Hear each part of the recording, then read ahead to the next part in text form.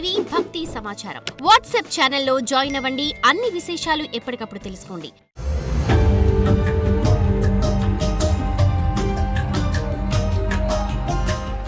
ఓం నమః శివాయ. ఓం నమో నారాయణాయ. ఓం శ్రీ స్వర్ణాకర్షణ కాళభైరవాయ నమో నమః.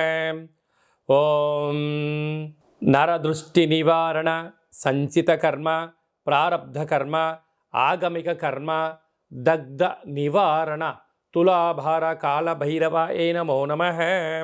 ఓం కాళకాలాయ విద్మహే కాళాతీతాయ ధీమహి తన్నో శ్రీ స్వర్ణాకర్షణ కాళభైరవ ప్రచోదయాత్. హరి ఓం.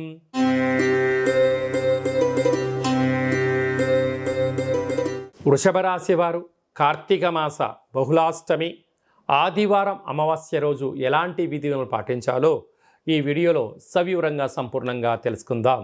వృషభ రాశిలో ఏ నక్షత్రాలు వస్తాయనగా కృతికా నక్షత్రంలోని 2, 3, 4 పాదాలు, రోహిణి నక్షత్రంలో 4 పాదాలు, మృగశిర నక్షత్రంలోని 1, 2 పాదంలో కలిపితే వృషభ రాశి అవ్వడం జరుగుతుంటుంది.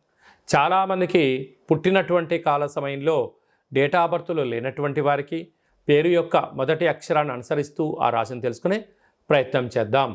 ఈ, ఊ, ఏ, ఓ, వా, వి, వు, వే, ఓ అక్షరాల వారందరూ కూడా వృషభ రాశి జాతకులే. వృషభ రాశి యొక్క అధిపతి శుక్ర భగవానుడు.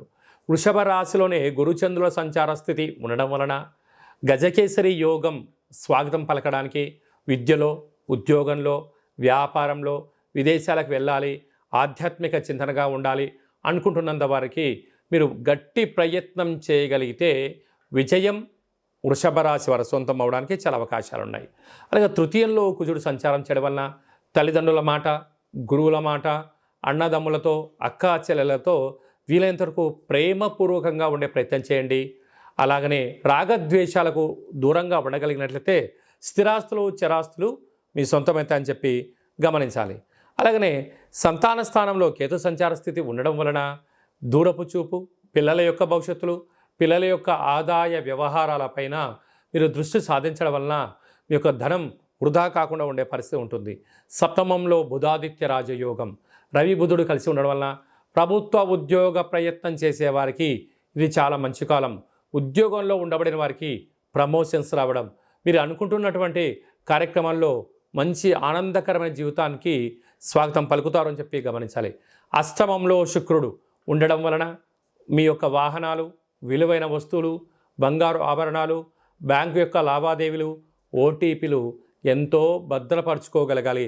లేకపోతే కొంత ధనాన్ని, వస్తువులను మీరు కోల్పోయే పరిస్థితి చాలా అధికంగా ఉంటుందని చెప్పి గమనించాలి. రాజ్యస్థానంలో శని, లాభస్థానంలో రాహు సంచార స్థితి ఉండడం వలన మీ ఓపిక, మీ పట్టుదల, సహనమే మీ విజయానికి తొలిమెట్టు అని చెప్పి గమనించగలగాలి. కనుక ఈ అష్టమి రోజున, ఈ పోలి అమావాస్య సందర్భంగా ఒక తెలుపు క్లాతు పైన నవధాన్యమును లేకపోతే బొబ్బర్లను పోసి ఈ యొక్క వెన్నతో కలిపిన దీపాన్ని పెట్టి మనస్ఫూర్తిగా భగవంతుడికి అభిషేకం చేసుకొని ప్రవహించే నీటిలో కలపండి. కుదరలేదు పక్షులకు వేయండి, కుదరలేదు బ్రాహ్మణుడికి దానం ఇవ్వండి. మీ జాతకంలో ఉన్న గ్రహ దోషం తొలగి ఐశ్వర్యానికి స్వాగతం పలుకుతారు అని చెప్పి గమనించాలి.